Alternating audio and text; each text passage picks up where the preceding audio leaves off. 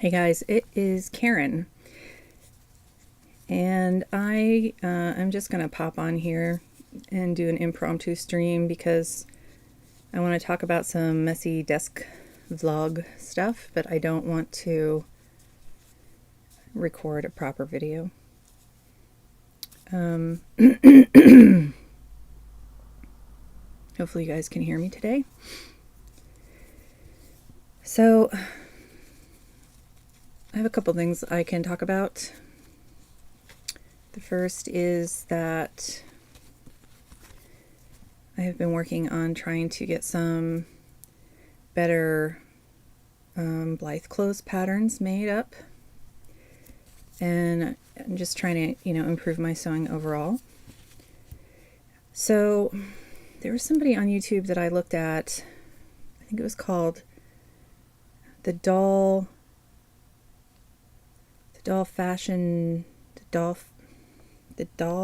designer, or the doll, I don't know. Let me see if I can look on the other screen and find them.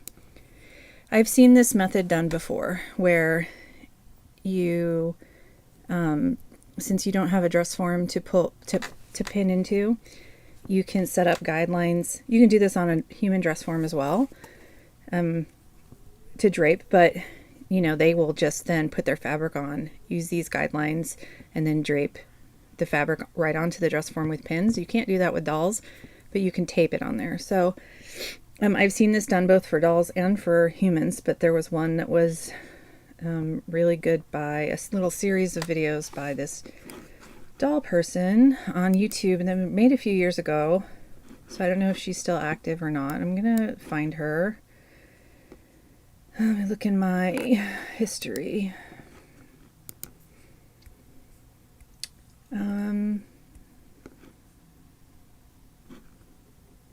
My watch history. I watch so many YouTube videos. It's kind of I have to scroll. Okay, so it's called How to Make Slopers for the Fashion Doll, and it's like a 6-part series, and it's by Fashion Doll Stylist on YouTube. I'm going to let me see if I can copy the link address, and I will put that in this chat box for anybody who stumbles on this later. Or maybe I can't. How do I do this?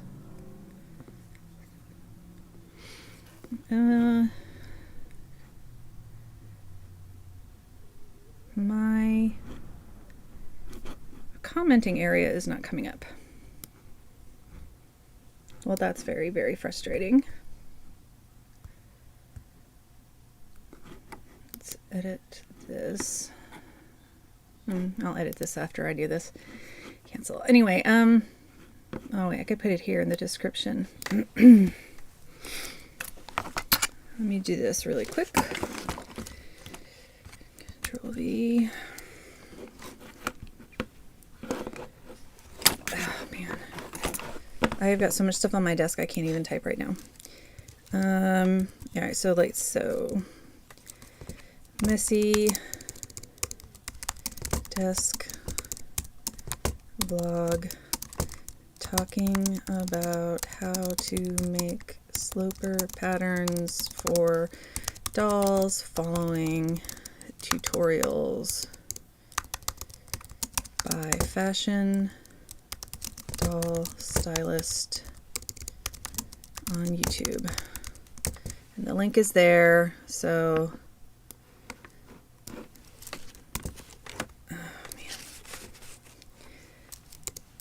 messy desk vlog live talk about doll stuff.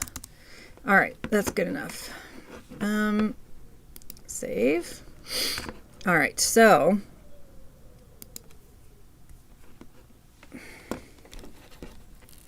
if I had an external, I might buy an external webcam that maybe I could then like shift down, and then you could see how bad this messy desk is. I did find, so I have a couple different tripods. I found this. I had bought these a couple years back. They're really tiny, and they're for the cell phone, although I think I could maybe put my phone in here. My other tripod is bigger, but I might be able to actually put this up somewhere and actually do some like videos of what I'm doing. The other two, alas, have broken. But anyway, as I've been cleaning out my office a little bit, you can't tell, but I don't know if you can see. So I completely cleaned off. It's still messy. It's not clean, but I cleaned out several of these shelves, and I cleaned off the top, and I got rid of another box worth of stuff for Goodwill. And I put my dolls over there, so they're beside me. It's still not good. I still have to go through and organize the shelves underneath, and then I can put all doll stuff under there and kind of contain it that. So there was some effort made earlier this week before I ended up having a... Earlier in the week, I was doing better than I am now. Let's just put it that way. So there has been some attempts being made at still organizing this disaster. But, so these Takara bodies I mentioned in a short, I find them hard to like make patterns for. Not their bodices. Their bodices are super easy because they're really symmetrical with like a small bust. So you don't have a lot of like, you still do, if you want something tailored, you still need to add darts and stuff, but it's these arms that are difficult because on this body, they don't go out. They don't go up or out. So you can't really get underneath the armpit very easily. And so that makes it really difficult. Plus, if you see the bust line that I've traced out here with this is actually some vintage button and carpet thread that I found in this room somewhere that I got either from my grandmother or when I bought a stash of sewing notions from a thrift store or something. And it actually works really good for this because it doesn't unravel, and it I don't even know if they make that kind of stuff anymore, but it's just thick enough that it sorry, I'm checking a text.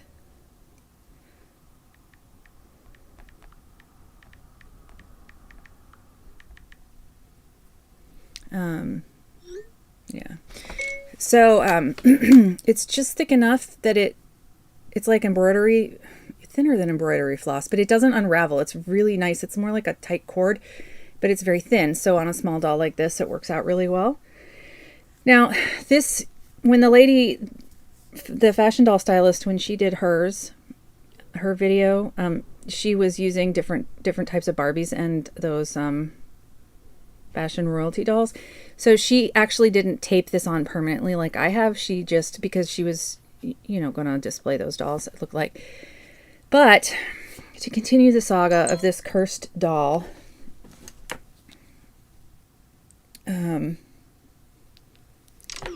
this was that doll that I dressed up as a pilgrim this last challenge that we did. And I originally got her, and she came with busted eyelashes and a busted butt, or not butt, excuse me. The hips here were broken, so then I had to go back and forth with the seller in AliExpress. And I finally got them to send me a second body. So I don't know if this was the first body or the second body, because she's on one of the two bodies now, because the new body came back, and that body also had chips right here.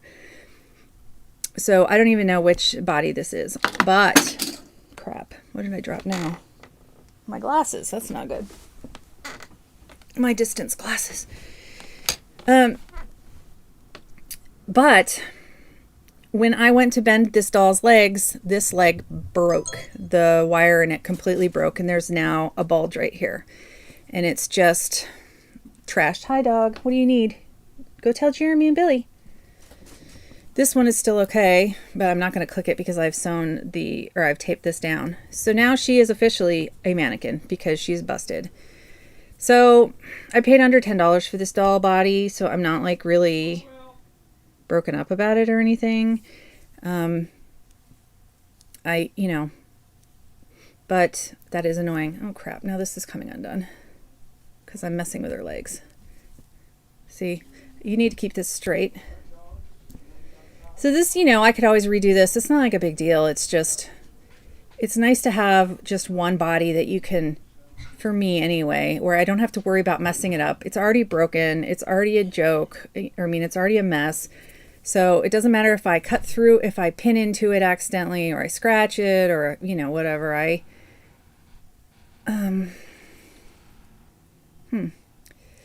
Well, that's annoying. Anyway, so I've only, as you can see, when you do this, you don't need to do the whole doll or the whole mannequin, because you're only designing, since the bodies are symmetrical, you only have to design on the one side. Although I suppose if you're going to drape something of it asymmetrically, you would maybe need to have the whole thing done. But these points are pretty, I'm sure if you're like an experienced sewer person, you already kind of like can eyeball these points anywhere. So I have 2 lines. It's supposed to be just 1 line around the waist here, but which is the quote unquote smallest part. I'm not in this camera. Smallest part, you know, of a form. And I couldn't tell if it was here, which is where I thought the waist was, like in relation, or if it was actually down here. So I kind of marked 2 of them, and I thought, well, you know, if I want something more high-waisted, I'll use that or whatever. So with this, sorry. So then after I did this, I followed her method. Instead of using paper or cling wrap or whatever, I actually did use muslin or a sturdy fabric, like a sturdy cotton, to actually drape on here, which was actually better than, I found it was more accurate than using paper or using the tape method, because the fabric is fabric and it drapes. So you can actually, so I actually got, so far, that was like the best pattern I've made. So with that, I was trying to make, I've been trying to make a blouse. I need to make a dress too for 2 different things I have going, like upcoming challenges I plan on being in. And so I mostly, the hardest thing on this pattern was the sleeve, and so I had to redo it. I think I had to adjust it. So one of these sleeves is different than the other. But for the most part, for like just the basic fitted pattern, this worked out pretty well. I have a good start now for anything I want to do. But I didn't originally plan to make this a blouse, so I'm trying to add a placket on there, but I'm going to redo this so that with different fabric, because also my fabric marker pen was staining. I don't know if you can see all of that, but you can see how I have the darts in the front, and when you have this nice and closed, it's very fitted. So this would be great for making a dress. And in the back, I have darts in the back. I haven't turned under the collar yet, because I was going to actually make, I've been looking up today, I spent some time on YouTube looking up how to actually make like a real collar for like real shirts. And I was going to try to duplicate that and make a little pattern for it to go onto this, but I'm going to try to do that first. And then once I get that figured out, I'm going to redo this whole thing, because I wasn't originally going to have this open,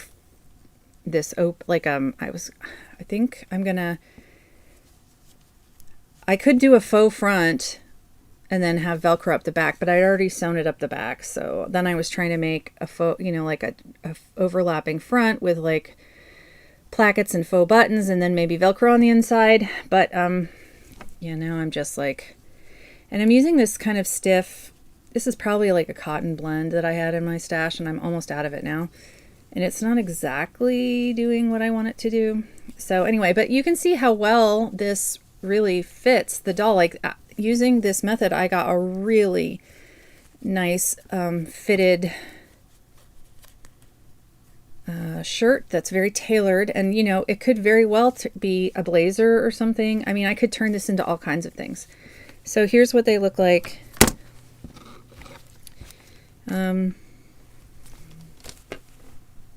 Where did I lost them? I probably put them underneath my keyboard when I was trying to type. Crud. See, this is what happens. Oh, I think they're under here. Yeah. So now I have these little basic. So I'm going to try to make up a little repertoire of these. I'm going to make So yeah, I have the bodice front and the bodice back, and then I can either, so I can adjust off of these. I can make adjustments for different kinds of things off of these. I want to do it to the Azon body as well, and I want to do it for different Barbies. Like, I have some Barbie stuff I want to make, so I'm for sure going to do that with the Barbies because they're going to be like fitted outfits. I think I'm going to start with the Stony Lane Barbie, but I'm not going to do a permanent one on that one. Oh, I can't. Let's see what else I wanted to talk about. So the other thing I wanted to talk about was oh yeah. So I'm kind of bummed because my grandmother's sewing machine is still working, and I have, whoops, you can see it. See how old that thing is right there? It still works just fine. I can still sew on it, but I noticed that it started leaving black smudges on my thread and my fabric, and it was better if I put paper underneath the fabric when I was sewing on it. But I was like, what is going on? So I thought maybe there was like some oil or some grease on there. So I tried to clean it, and then it dawned on me because it was just not coming off. And I was like, it was kept smearing black, everything. I was like, oh, the rubber of the feed dogs has completely is degrading and falling apart. So every time I use it now, it was old and weak. This thing's from 1973, or that's when the manual instruction book is from. So it's 2 years younger than I am, and I'm falling apart too. So I don't know if I want to spend, here's my conundrum, and I don't know. I think I went online and I actually found a feed dog that seemed like it was brand new vintage for it on a Singer online store. Let me see if I can actually put this on the screen somehow. How could I, where's my OBS? Oh gosh, come here. I should be able to switch to a different, where's my OBS? Well, anyway, let's see, add a display capture, and I want it to be display capture 2. Oh, it's on this screen. Oh, well, poopy. That means I would have to actually turn this on. And right now this thing is covered, so I could see it. And it's covered with fabric. Well, let me see if I can get it up anyway. I'll just drag this. Hopefully I can drag this over. There we go. All right. So now let me see if that's actually showing up on the stream. Where's my Chrome? I've got so many. There we go. And let's look at the live stream. Okay. Yeah, it's there. So I think this is the one because I have a Futura model. Dang it, my stupid thing. All right, so yeah, I have a it says Singer adjustable feed dog for model 900. This adjustable feed dog is used on the early production model 900 Futura only. That is what I have, an early production model 900. So it only fits my model. And I know this, for some reason, this feed dog here moves from side to side. I don't know why. So I'm hoping it's $33. So the thing is that, how do I get rid of this? There we go. So the thing is, I'm hoping that I could just take it. I don't want to, okay. It probably would serve me well to take my machine in and get it serviced, but the 3 places in town, it's either going to just start at anywhere from $49.95 up to $79.95 or thereabouts. $49 to $79 is what I remember. So there's one $49 or $50, $60, and $70 with the 3 places in town that would do it. Each one was a different price, and they all had different lengths of time, anywhere from 1 week to 2 weeks to get it back. And they, they might charge me more. They might find other things. And then what they know that this, I'll say, well, this needs replacing. So what, they're going to find me the same part. And then are they going to charge me more for the part if the part works, whatever? So I'm thinking of ordering the part myself first. And then it looks like, and I'm not 100% sure on this, I think I can just unscrew the first one, the old one, and put this one in and screw it back. I'm hoping, because then I don't have to pay $39 or $33 plus tax and shipping for that instead of, and once I get it, I can do it immediately and I'm not waiting on the part. I mean, I'm not waiting on somebody to service it. Like one place was like, we have literally 100 machines in front of you. And I was like, oh my God. So I would like, there seems to be nothing wrong with my grandmother's machine and I don't really want to throw it in a landfill. I mean, why bother getting a new fancy schmancy plastic machine with like computerized this, that, and the other thing when this one perfectly works? Plus it belonged to my grandmother and plus I know she wanted me to use it, so that would be great. But I'm gonna nurse it along as long as I can.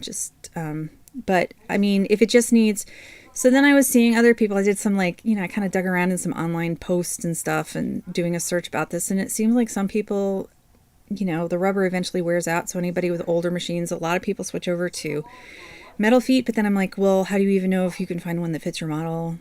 And I guess the virtue of the rubber foot is that it grips your fabric better and doesn't mark. I mean, when it's not smudging up rotting rubber, it doesn't leave marks from the metal teeth of the metal feet. So that is going on in the craft room that I need to figure out what to do with that. I haven't finished my Maleficent challenge yet because I kind of wanted to. I was on the fence with that because, so I have the outer outfit made. I think I need to hem it, but the outer coat is pretty much made and she needs an under outfit with the neck. And I was going to do that, but then I thought about, I'm not 100% happy with the way the ribbon trim is on there and everything. And I thought about, well, maybe I should just redo it with the pieces, with the pattern I made and adjust the back. Cause I don't like the back. The back I messed up. And so I kind of really quickly at the last minute tried to do an alteration. It looks like garbage and I can't stand that. So I was thinking, the rest of it was pretty easy to sew. It's a lot of just straight stitching. And if I had the sewing machine working, so that's what I was going to do. I was going to do the sewing machine. I was just going to cut new pieces and I was going to just thin the back out because it was too wide was the problem.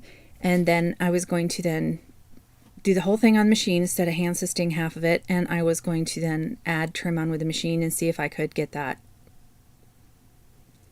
nicer. But now my machine, I mean, black smudges of rubber on the black outfit wouldn't be a big deal, but,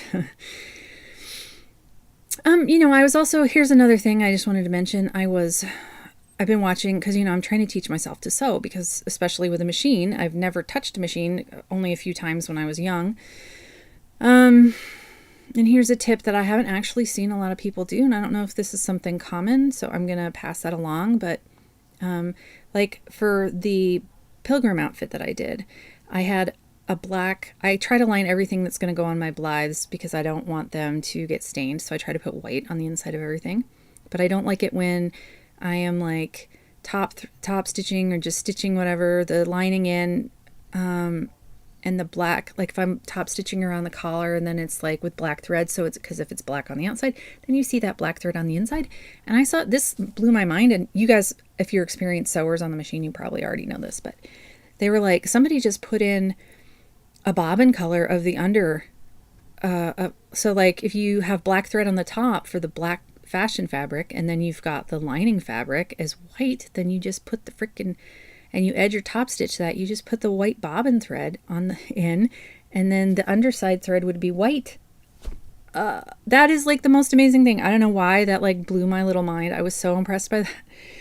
Because it's such an elegant and smart, I don't know. And these are things that you don't, I mean, you just see people showing you how to use the machine. They don't ever say, do you know, if you have two contrasting fabrics, one on the outside and one on the inside, you could change the bobbin thread. And I was like, what? That's genius. All right, so there was that. So that is really, I think, all I have to say right now. I still have to finish Maleficent. I'm working on a challenge for the end of the month. My machine is under the weather. And yeah, that's it. So I don't know. When I go to make that, I don't know if anybody's, anyway, do go check out those that channel that I linked in the description of this video box, because if you are interested in making your patterns better, it really is a great technique. And it's pretty much like how professional designers do it with like real people. So, you know, you never know. It's a skill you could benefit from. So anyway, so I'm just giving that person a shout out. Like I said, I don't even know if she's still doing anything with dolls, or I think it was from a couple years back, and it didn't look like she had updated much since then, but that series alone was worth it. So I'm going to sign off and redo this top after I try to figure out how to make a collar with an upper and then a fall, like an actual real collar. Yeah, I'm going to try to do that on the doll scale and then see if I can do it. All right. Bye.